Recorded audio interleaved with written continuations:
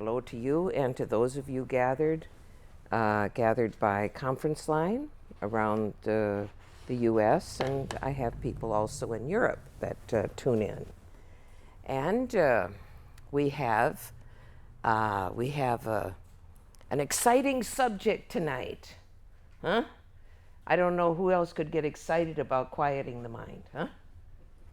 And it's a subject that I have not actually specifically taught before, interestingly enough, although I teach meditation, and we've covered subjects such as overcoming worry and overcoming guilt and many of the dysfunctions. But quieting the mind is an area that I have not actually given much thought to. Huh? I thought everyone just came to meditation with a quiet mind, and then we worked on it from there. So oddly enough, I find a few people that are interested in it. So this this caused me to give some consideration, particularly the series of teachings which I'm in the middle of here in Los Angeles, the special challenges that you face by living in a big city. I myself live out in the countryside, surrounded by mooing cows and giant hay bales and sandhill cranes. So we wake up in the morning to the birds and the sandhill cranes. Although I have lived in cities, and I lived in New York City, so I know both of these dynamics, and for myself, I prefer to live in the country. Huh? Maybe many of you here also would prefer to live in the country, but you don't, all right? And there are reasons why you don't, huh? But it may not be for the reasons that I've come up with. I believe that cities have personalities. Places have personalities. And places have a kind of personality which stimulates the individual, wouldn't you say? And many people are drawn to live in a big city because they want to be stimulated. Isn't that so? And in fact, cities become known for certain kinds of activities, such as media and film in this place, or college towns for learning. You know, I actually don't know, you probably know more than I do, but I've heard the grid, and when I teach about world peace prayers, I talk about the manifestation grid of this world, which is another entire subject, also very interesting. But the pre-manifestation of this world is actually grid-like, but it's an energy grid. And come to hear that there's such a thing called ley lines, L-E-Y. You familiar with that? That there are nodes where various magnetic, for those of you, correct me if I'm wrong, magnetic patterns that actually underlie this world. Maybe it look a little bit like a meridians. And these meridians have points where meridians cross. And interestingly enough, cities generally are built on these nodes. And so there is a tremendous amount of interest right now in the magnetic structure of our world. I don't know if you felt like I did when this earthquake in Chile, when some people talking like our world is going to crack open like an egg, huh? And that the magnetic center of our world shifted like a 0.40004, like that. Anyway, that was enough for me, huh? And so our magnetic core of our world produces a kind of resonance. And just 2 days ago, quite a large magnetic, what do they call that? Coronal mass ejection. A coronal mass ejection happened. And 2 days ago, it hit our Earth. And if it's serious enough, you don't get cell phones. Your power grids can go down. That we don't believe that this has a personal effect on us. But if you're driving down the road and your motor stops, you know that the magnetic life of the universe has something to do with you personally, true? So, these magnetic nodes, which are, and I don't know, so please excuse me if I go fanciful here, that have an arisal which produces a kind of resonance at the nodes. And just like going into a crop circle, that people come to these nodes and they feel something different. And people gather at these nodes and they perform certain activities. But these activities, because of the resonance of the place, that they become like power places. How many of you have ever visited a vortex? Huh? Amazing, huh? I went to a secret vortex place in Wisconsin. Quite interesting. And many times, on top of these vortexes, the ancient people built temples because they felt something there. Huh? And so we are affected, maybe if we have a lot of vitamins, what they call that, iron supplements, maybe we feel more grounded at the nodes, I don't know. In any case, these activities come because of the atmosphere that people feel. Nothing you can define, but they are spontaneous gathering places. And in that way, the atmosphere that people experience causes them to become more lively, more alive, and their activities become fruitful, I'm going to say. In other words, something excites us about the atmosphere and does something to our mind. And in that way, the activities increase the atmosphere of the place, and the increased atmosphere create further excitation of the activities.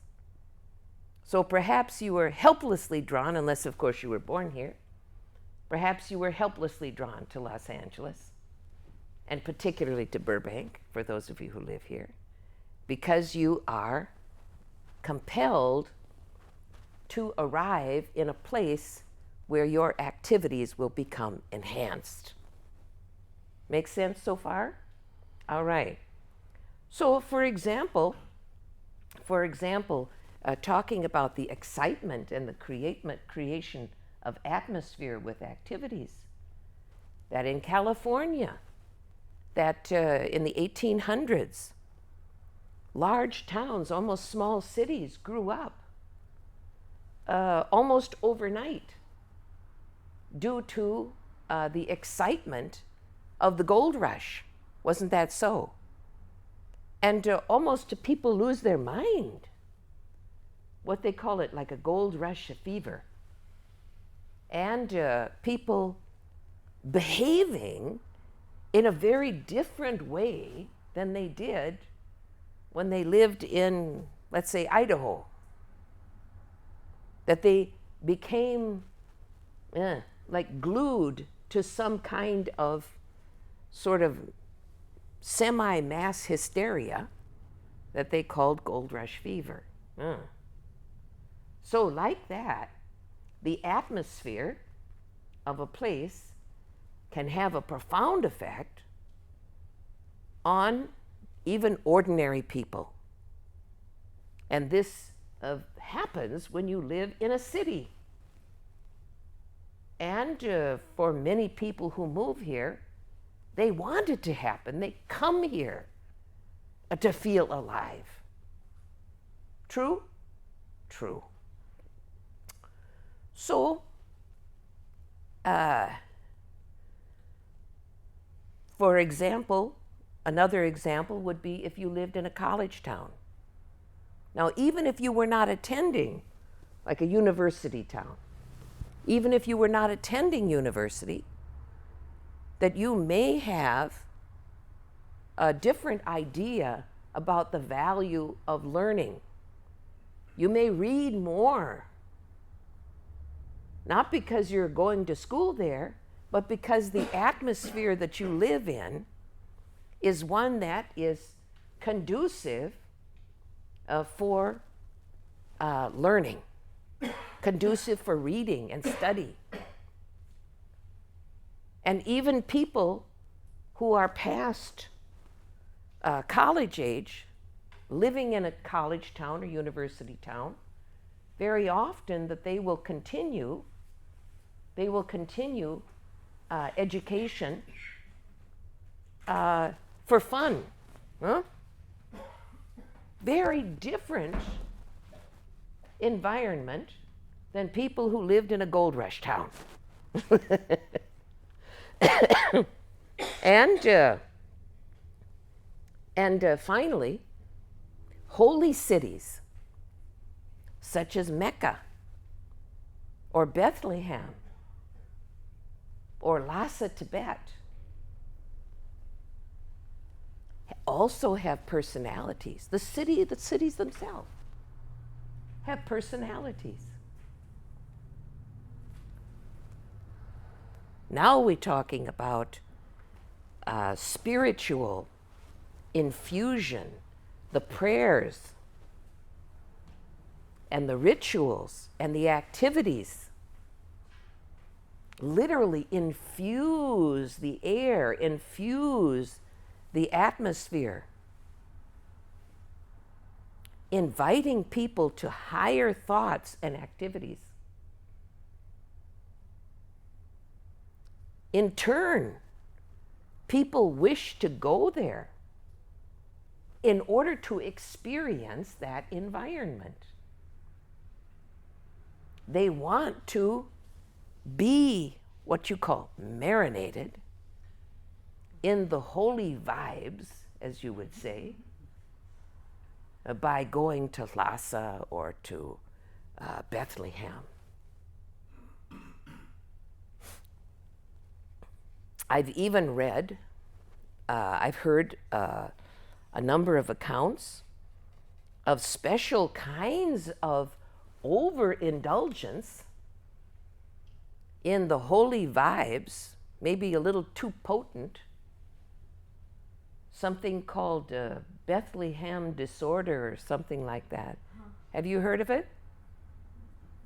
That normal people, go to Bethlehem on a Christian pilgrimage, and they flip, and they may go naked in the streets, or put on a white robe, and go out proselytizing, and they forget to go home, and they become imbued in a kind of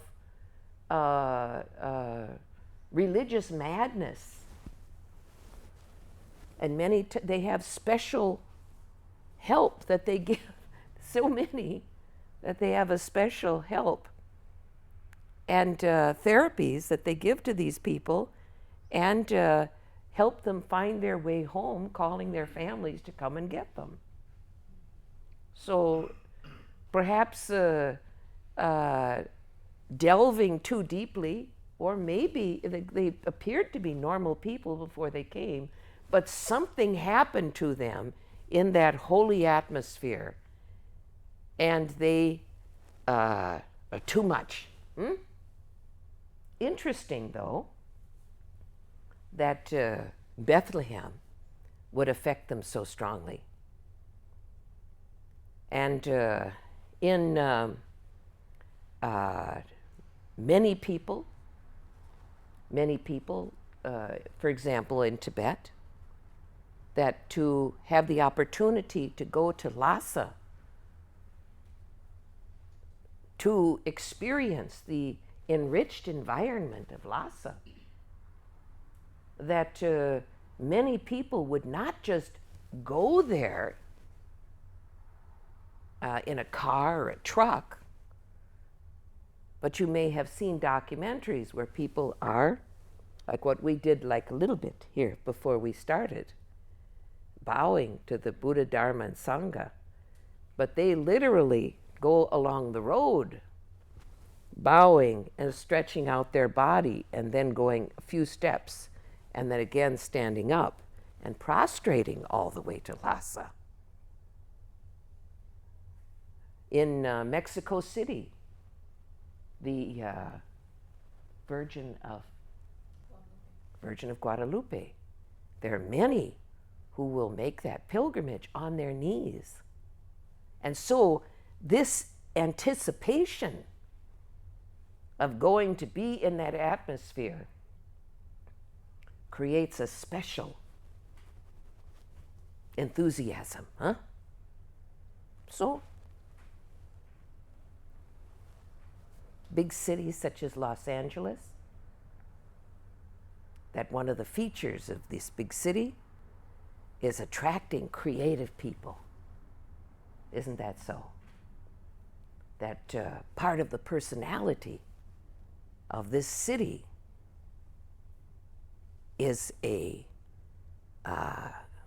enhancement of creativity.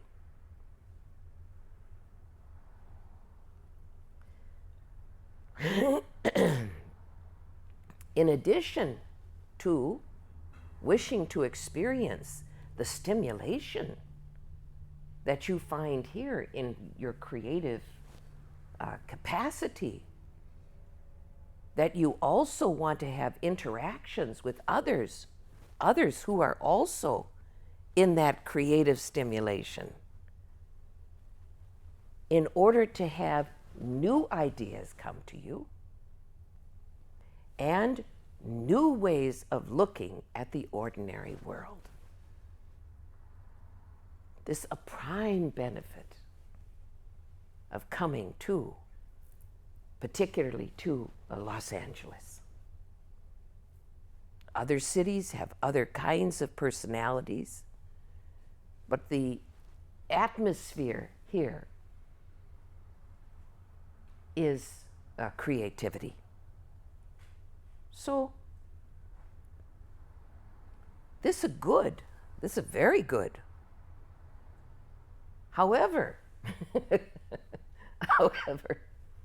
there is a certain amount of pressure placed on your creativity. Even if you are not in the film and media, that you are still immersed within that, a kind of pressurized atmosphere of creativity. It doesn't matter what kind of career you have. And whatever you do, if you are alert, that there is a kind of pressure that comes from others, comes from yourself, and comes from the city itself,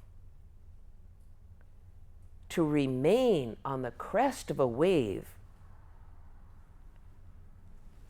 creating, literally coming up with excitement and newness all of the time.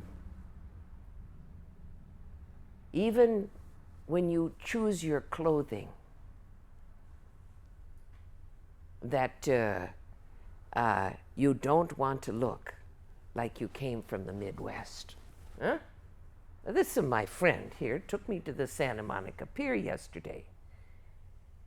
And he so kindly pointed out that there are people from the Midwest who come and they try to look like they're from Los Angeles, but you can't fool you. Huh? I listening here. Not that I was trying, and in fact, I lived in California for a number of years before moving to the countryside. But like this, that there are certain standards which you need to have. Like, are you sure that this is the correct kind of yoga mat that you have? Or are you behind the times? And that is the correct yoga mat. If you don't have your Mexican blanket, would you be criticized? If you brought your grandma's crocheted little patch blanket instead, would you feel shy to bring it to yoga? Yes. And like that, this sense of propriety, of living within the standards, of being an inhabitant of Los Angeles. Even you, a school teacher, doesn't matter. Even you work at McDonald's, doesn't matter. You still have a certain kind of freshness and newness which is demanded. Huh? So this creates a kind of excitement of winning a new idea. That you come up with a new idea. You come up with a new way of being for yourself. You want to change yourself into something fresh and new. And you come up with an idea of how you're going to be. This is the kind of person I'm going to be. And it's exciting because through your own efforts, you won it. Huh? You won this new idea. And there's a different kind of energy that can develop into something more aggressive. This idea of being able to be creatively fresh, creatively new, on top of the curve,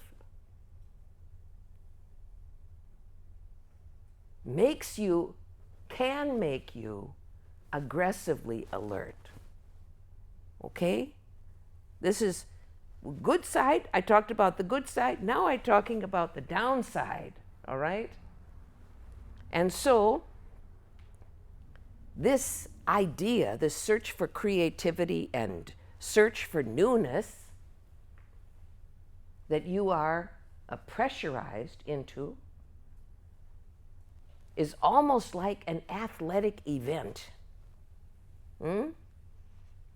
But rather than a physical athletic event, this is an athletic event of your inner being. This is a stress. You are deliberately demanding creativity, new ideas, new way of being, always something fresh and new, standards by which you live by, that you demand through this a kind of athletic holding of your inner being.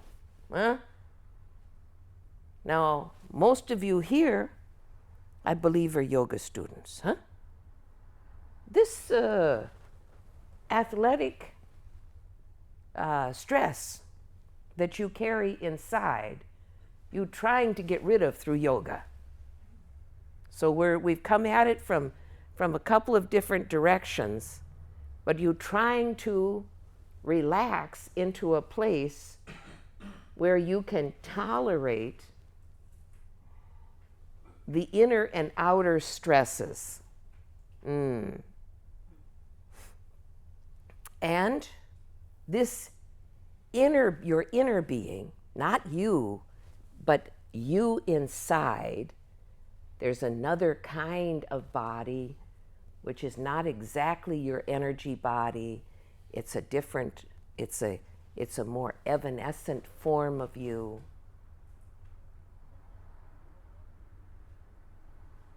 Becomes exercised through this stress in ways that are difficult to control and to calm. What do you think? Anybody have a comment now or question?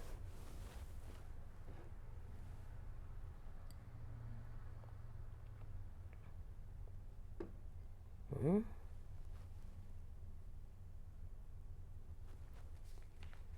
Okay, I'll go on.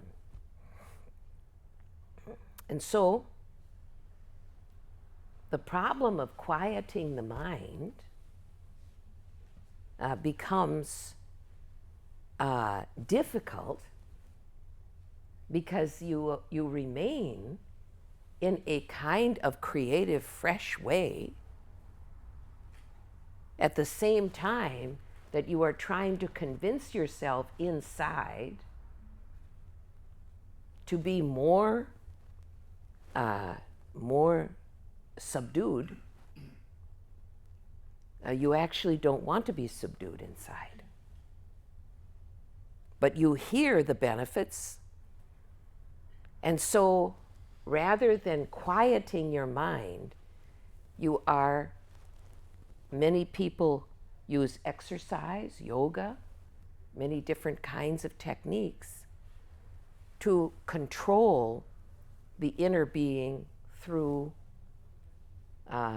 mechanical method. Huh? All right. But if we think about the larger sphere of influences, that you might be able to work with yourself in a different way, just understanding the environment in which you live. So, I have two motivations. We're going to need motivation. Two motivations to quiet the mind.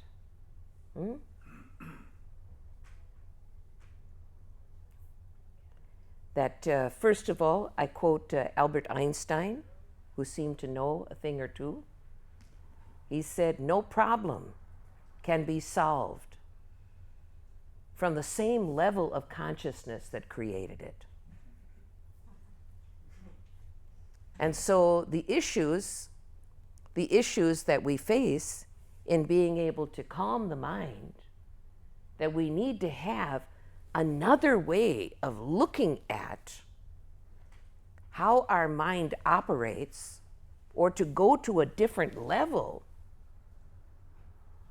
of our mental functions in order to be able to resolve this problem. And so, two motivations. The first one is creating an environment where the natural and organic answer is a quiet mind, all right?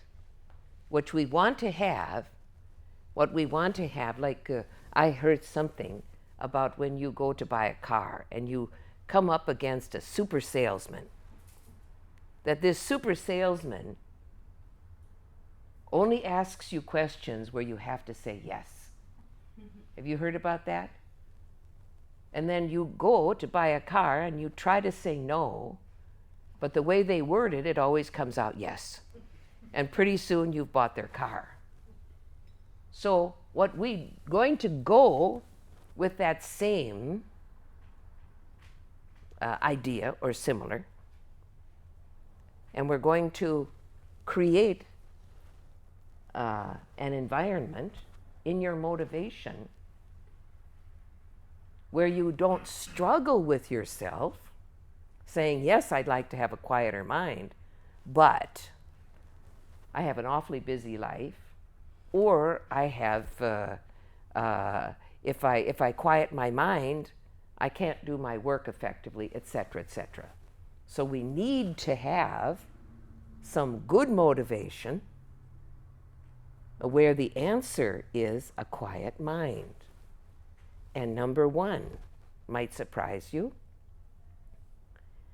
to contemplate your personal sphere of influence, your first motivation. And this means that the people who live in your home, family, loved ones, the people you see every day, co-workers, the people who you visit and who receive your care. For example, if you are a nurse or doctor, a therapist, someone in the helping professions, a teacher, people who you meet every day, your neighbors, living beings who live in your home who are not people, but are animals, your pets, your bird, your dog, your cat, your fish, what? Your parrot, your monkey, I don't know what you got. Some people have snakes. Snakes, your snakes. We saw a big snake on the pier yesterday, but I can't imagine having a snake within my personal sphere of influence. Can you imagine going to sleep at night knowing there's a big snake this big around somewhere in your own house? No, this is not a good idea. In any case, we contemplate all the living beings who are within our sphere of influence. The person who is the person who you always go to, what, Trader Joe's in the checkout line, like that. And these people would so very benefit to come into contact with you, who has a quiet and peaceful mind. Isn't that so? If we think about someone in our sphere of influence who is a role model for us,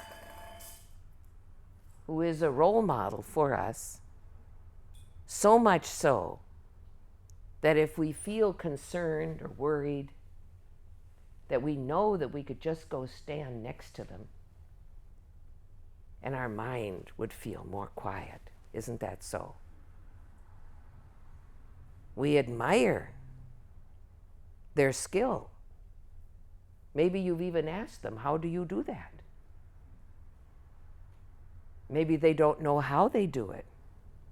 Maybe they came from a quiet family and you didn't. Maybe they had a different kind of upbringing. Let's say you didn't come from a very quiet, a mentally quiet family. Look at the damage that you have had so far in your life due to your unquiet mind. And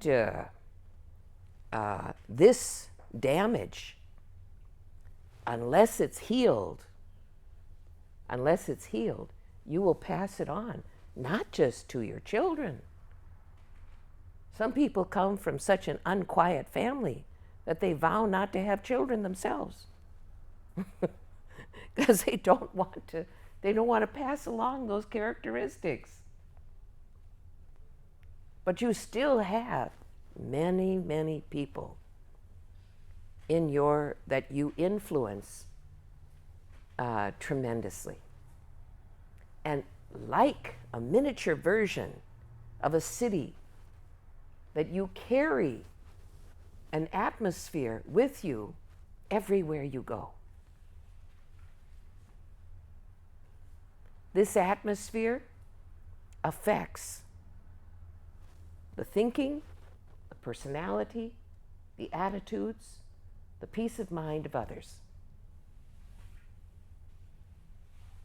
And especially if you are the kind of person, and I believe you are those kind of people, who wishes to see a world peace. That there is no way that you can have a mind capable of praying or wishing for world peace unless your own mind is peaceful. And in that way, from the largest sphere of influence that you can imagine, which is the whole world, down to your pet sitting at your feet, marinating in the juices of your unquiet mind. No wonder the dog barks all the time. Huh? No wonder they have to be taken to the doggy psychologist, to the pet psychic. I knew someone who used to call a pet psychic on the telephone, and the psychic would tell them what the cat's saying, etc., like that. Anyway, this personal, you can't do much about what your neighbors are doing, but you can do something about the atmosphere that you carry with you wherever you go. And you wish to be a blessing to those in your sphere of influence.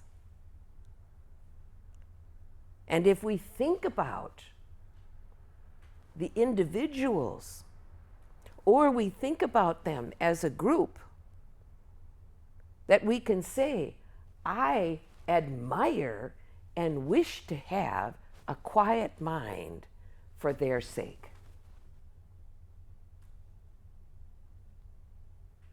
And this doesn't matter whether you have a good opinion of yourself, whether you feel that you deserve a quiet and peaceful life.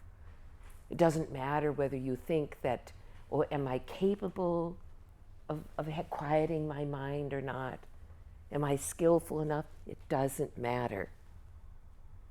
That this motivation holds true no matter where you are in your personal sense of self-worth, self-confidence. Huh? Why? Because they are worth it. They are worth it. Okay? Number 2, motivation. The benefits of non-competitive admiration of the relaxed state. Contemplating and being aroused in your motivation to wish to have a quiet mind by thinking about how marvelous this relaxed state would feel. That the competitive edge, or the competitive feelings that one can have, especially living in a city, pressurized, that it almost come the opposite, where we have a competitive, might have a competitive feeling. I really want to relax, but there's no way with my lifestyle. You think you've got problems? You think that you can't relax? Well, I want to tell you that I can't relax double worse than you. This competitive lack of relaxation is preventing you from admiring the relaxed state, because you want others to feel sorry for you that you cannot relax, that you can't have this quiet mind because you're so famous. And I have to close my eyes and look up here. You're so famous that you can't possibly relax and have a quiet mind, because I don't care whether you work at McDonald's, you're too important. So nobody actually here like that, but those people out there are like that. Huh? All right. Have to be careful. And I don't want anyone to feel blamed. But if you resonate with it even a little bit, go with it, because the opposite is preventing you from achieving this marvelous and valuable state of mind. This admiration grows. Soon you are seeing people. This person really have a wonderful, quiet mind. Wow. I wish I had a quiet mind like that. Rather than experiencing a competitive strategy, which is like porcupine that quills, sticking in you, wanting you to be more busy than the next person. And so this quietude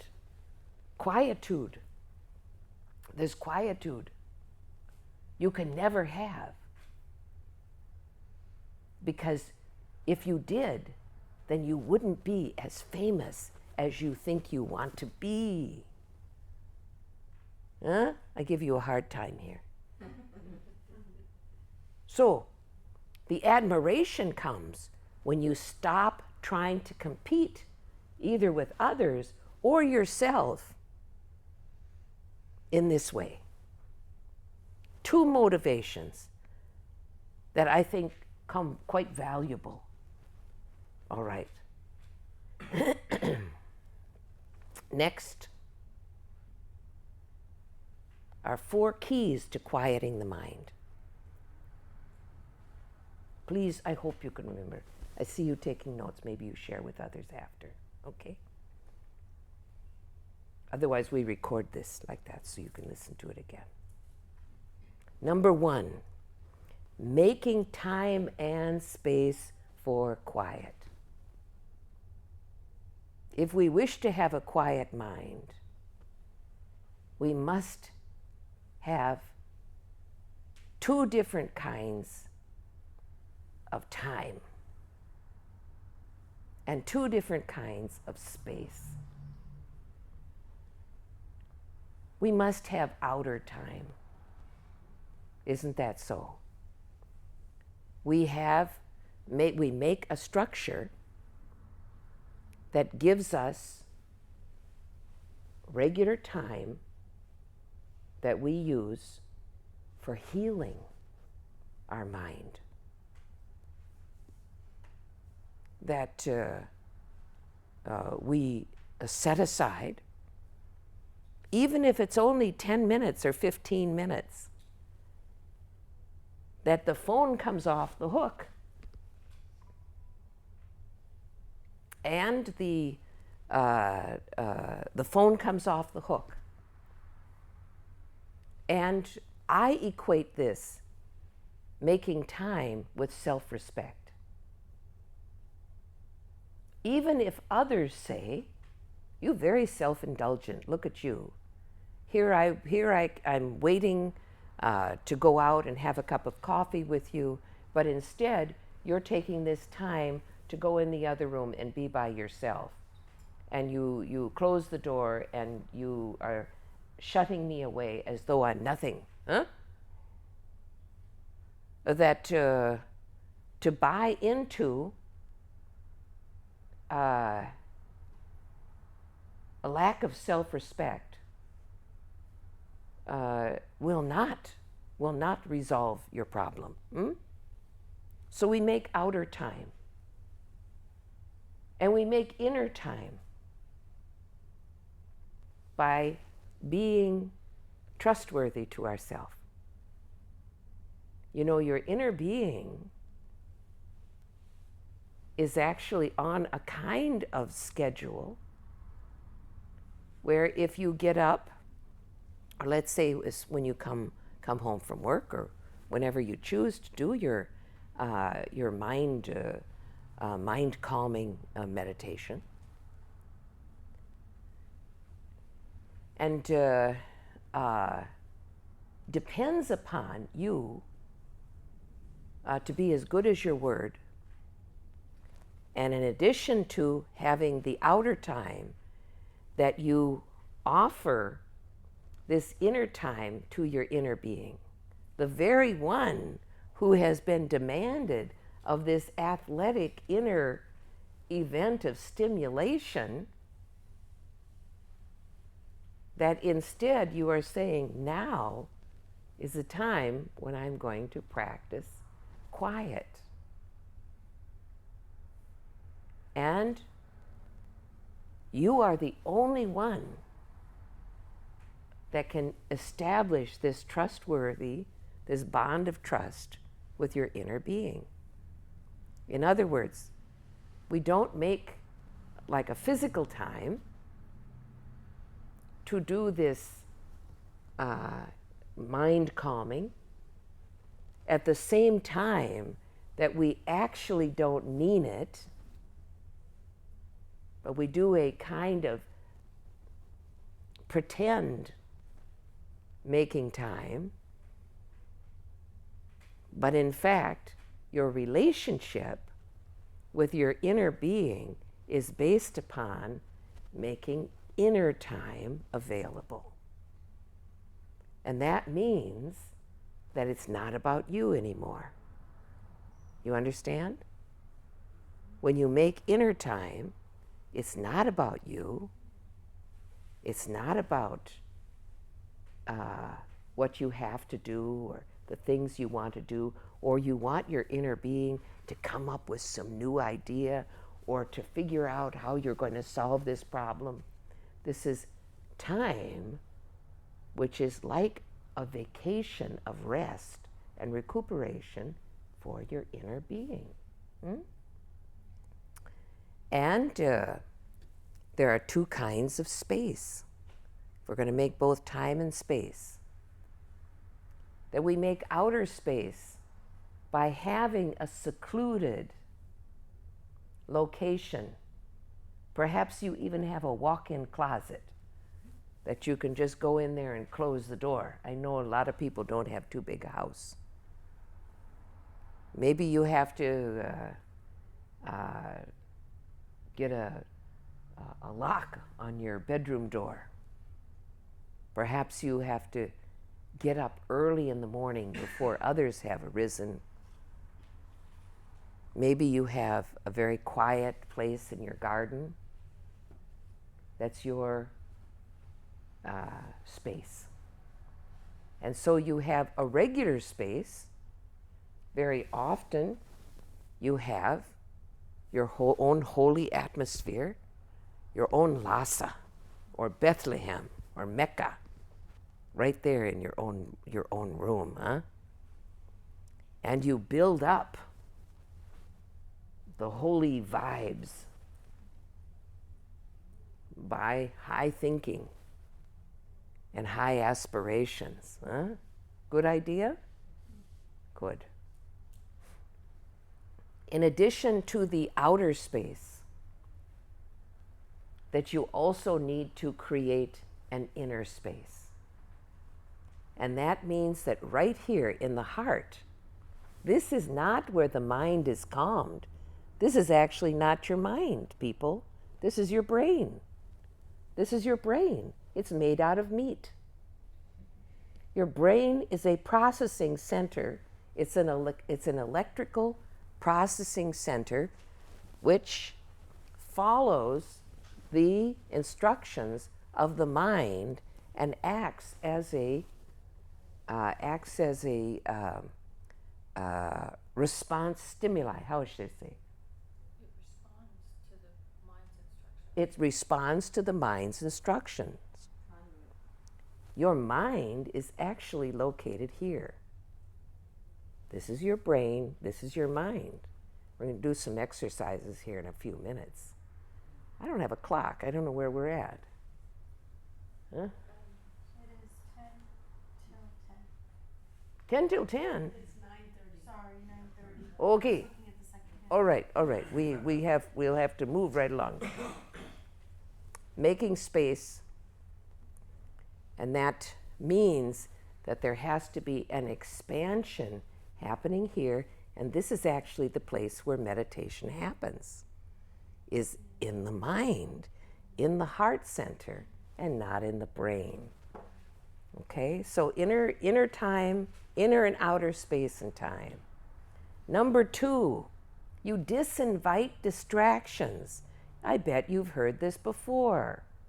You take a pretty cloth and you cover up things that you don't want to look at, like paperwork which hasn't been finished, maybe the television set, maybe a pile of books that you've been wanting to read, and every night you feel guilty because you haven't read your books that you promised to do.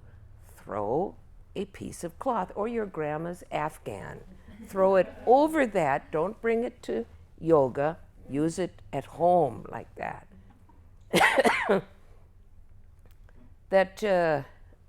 In addition, you want to mentally close the door to subjects which are distracting, such as work, other people, other people's problems, your own problems.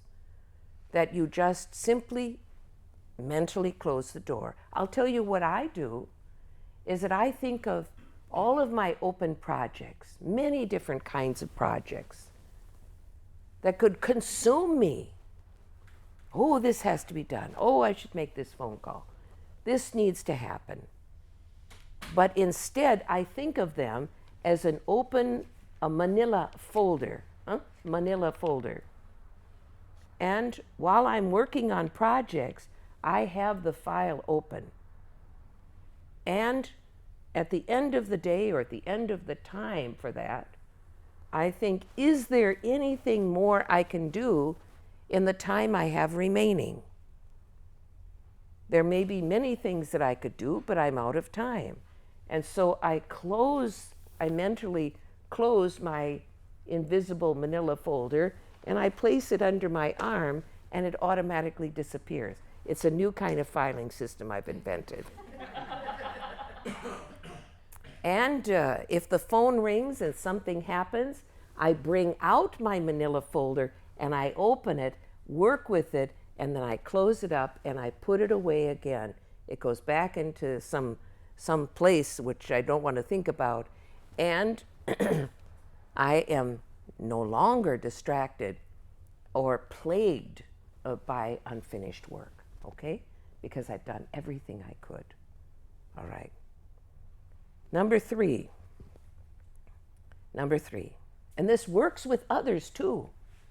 When you're thinking about some other person, that you think, can I do something else in the time that I have? Or are they demanding that I do something for them that is impossible? Even President of the United States or some astronaut or Marilyn Monroe or whoever it is that they think they want couldn't help them. Close the folder and put it away and don't let it plague you. Number three, finding a suitable object to hold. This is where real meditation comes in. That we find, for example, our faulty models, such as things to worry about or people to worry about, that in fact that we have exalted objects that we can be thinking about with the same grasping mind that wants to hold on to worry. We can withdraw that,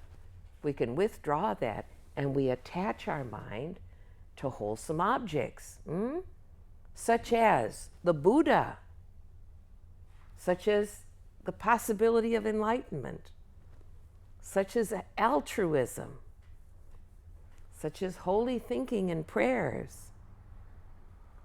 For some people, it's maybe it's a candle flame. I don't know what it is, what your wholesome object. I mean, what you don't want to do is be hypnotized like a chicken, you know. I think staring at a candle would be like a chicken hypnosis, but I'd prefer to have more wholesome objects, but I'm not to make this decision for you.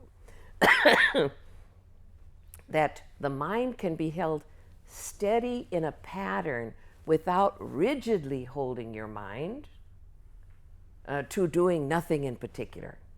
In other words, staring at a candle only gives you a kind of hypnotic splendor for a moment, and as soon as the mind starts moving, you go back into worry and all of these other patterns. So I personally don't recommend it because I think it's very temporary, and I think you have more value than doing chicken hypnosis like that.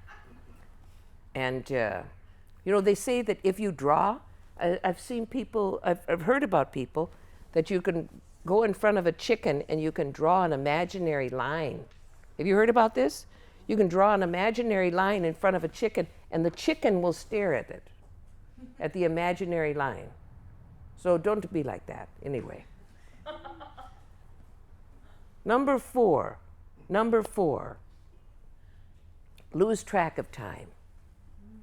Lose track of time. Give yourself a complete mental relaxation. Don't think about what time it is. Don't think about the work that you were just doing. Don't think about what you have to do next. Don't think about even, is this daytime? Is this nighttime? I have to be someplace. I've got to cook dinner. Don't worry. You don't have enough concentration to fall into an absorption and come alive, wake up like 2 weeks later. Don't worry about that. Huh? 15 minutes, don't worry. You'll pop back into your ordinary mind. If you can accidentally maintain it for an hour, good. You've probably done 10 years worth of healing on your mind in 1 hour. So lose track of mind. Don't think, I'm going to sit down, and as soon as I get up, I have to do this and this and this and this. Don't think about it. Lose track of time. Just let it go. And in that way, as you have been practicing a non-competitive strategy with others and yourself, that you will find that your motivation has changed the way you look at quieting the mind, and you look forward to it because not just admiring it, but now you have time to do it.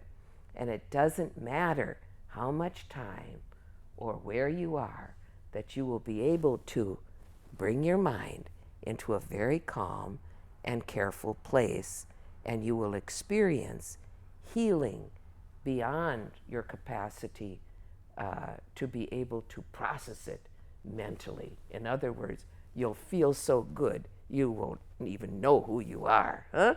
Like that. And so,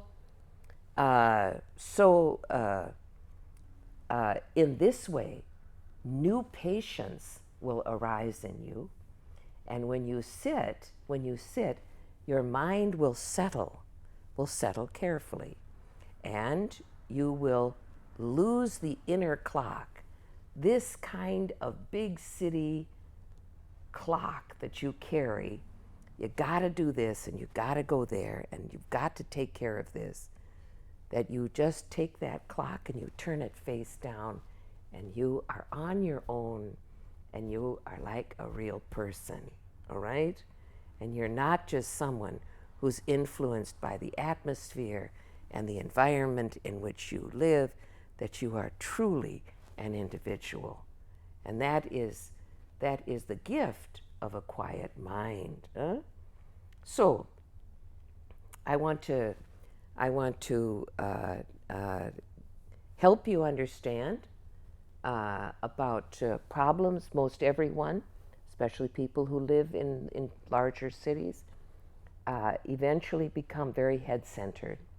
And so you get a very clogged mind, and you can't stop thinking, and your mind just spinning around, and you kind of thinking used thoughts. Isn't that so?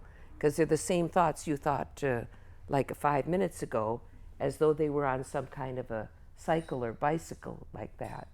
And so in addition to that, there are that when you place your awareness in the same place as your brain, this is very dangerous.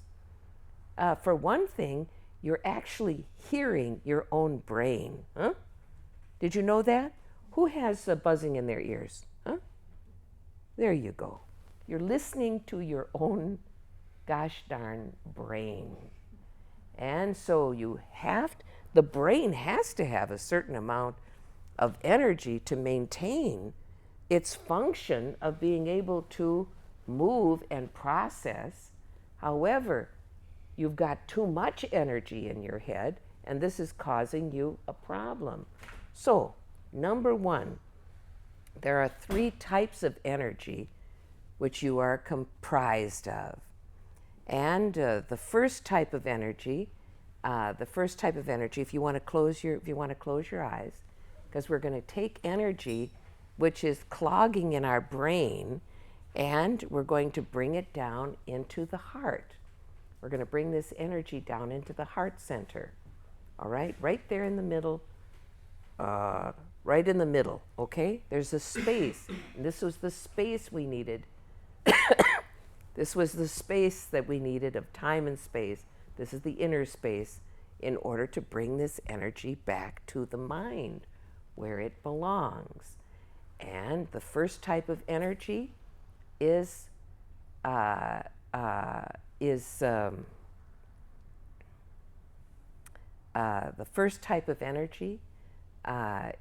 like sparkles. Close your eyes. And I want you to visualize and to feel the kind of energy which is like little sparkles. And I want you to bring those sparkles and feel them falling like tiny raindrops, or like snow, actually like tiny twinkling lights. Tiny, tiny twinkling lights. And here they come out of your head, and they come down through your neck and through your upper chest, and they land in the heart.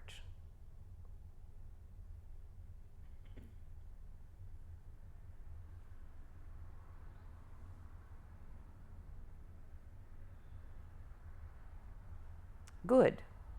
Good. Some of you can do that. If you've done it right, you feel a kind of sparkling that's happening in your heart center. This is very good. That energy should not be in your head. It belongs in your heart center.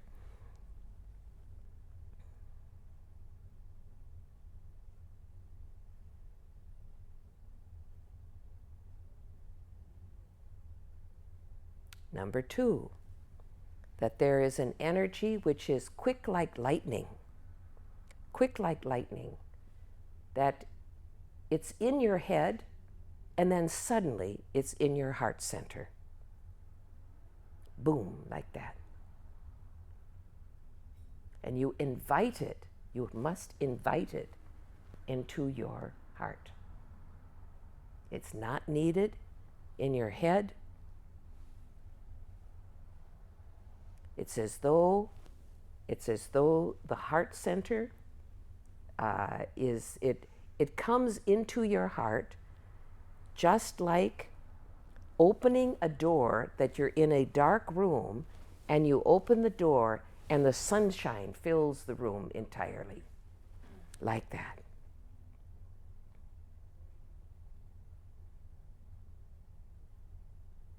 Good. Like that. It doesn't take long. Now, this is the hard part. That there is the third type of energy, which is like molasses, which is thick like molasses. This is the energy which is associated with part of your life force, which has been coerced into residing in the brain when it properly belongs in the heart. This flows slowly like molasses, and it's going to flow down. It's going to flow down. You're going to invite it into your heart. It's going to flow down the back of your throat, and it's going to flow into your heart. And when it's completed, that you will feel that it has arrived, and it will also feel like you have arrived in your heart. This is the main part of your awareness, which belongs properly in your heart center in order to have a balanced and quiet mind. Now invite as strongly as you can for that to flow from your head into your heart.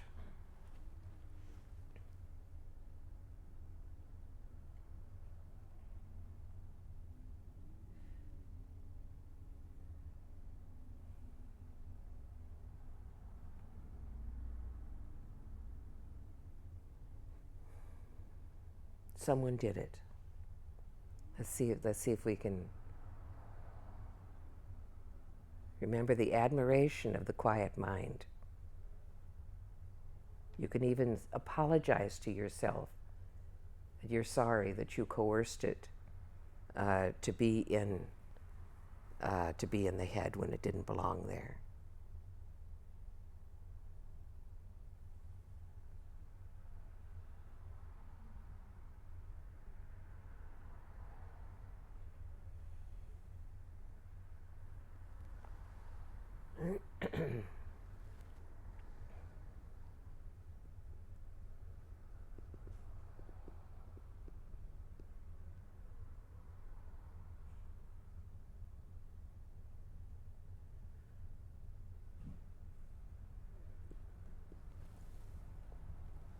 You might even hear gurgling happening.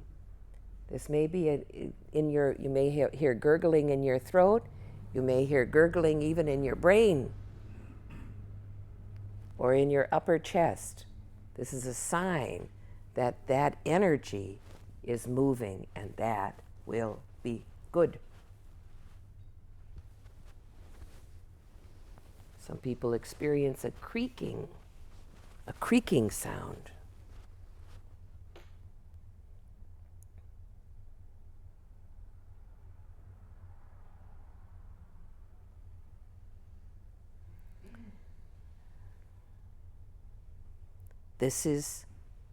Now you may open your eyes. This is what you practice while you're working on your quiet mind. This is what you will be doing in your 15 minutes, is that you will be working on bringing this down as well as thinking about others, gaining the motivation, and then doing this visualization with the 3 types of energy, okay? And do it until you achieve the result. I have one student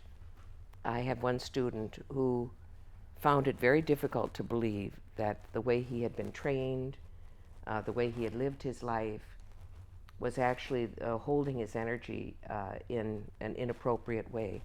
And one day while he was on retreat, he rushed to me and he said, it went clunk right into my heart.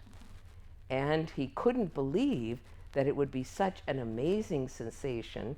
And since then, he has lived his life force from his heart and not from his head.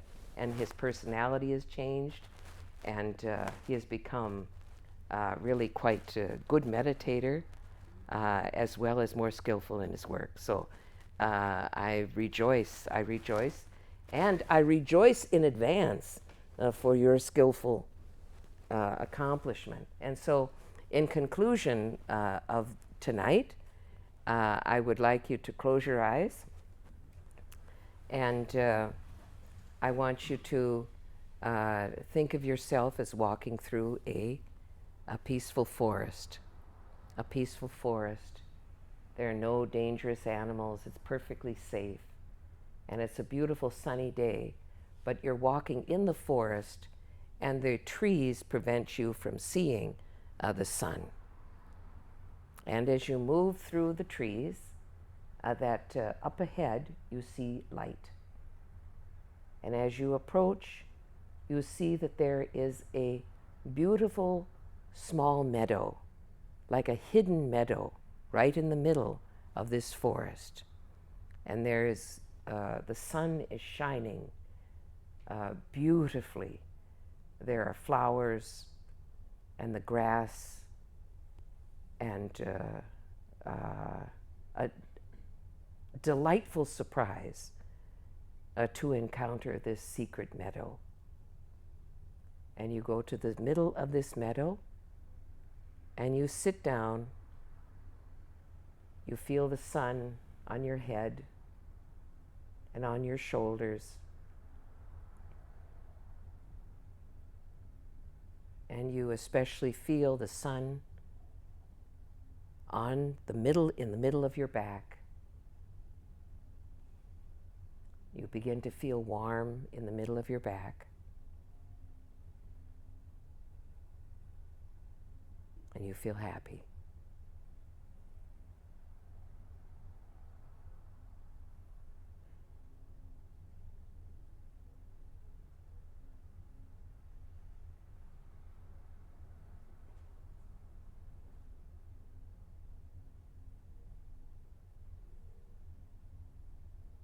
Good.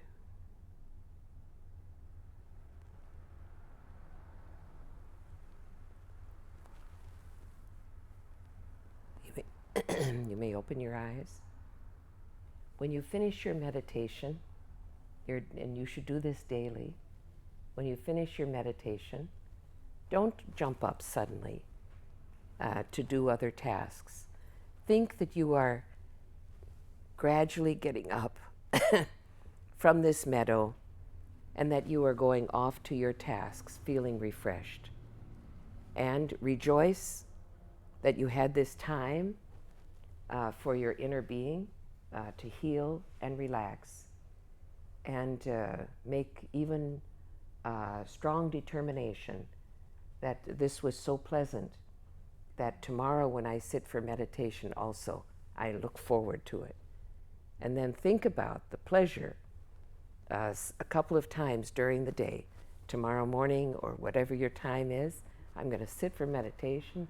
I'm going to get that energy into the heart, and then I'm going to go sit in my meadow like that. Thank you so much. Tomorrow night, I'm going to be at Bodhi Tree.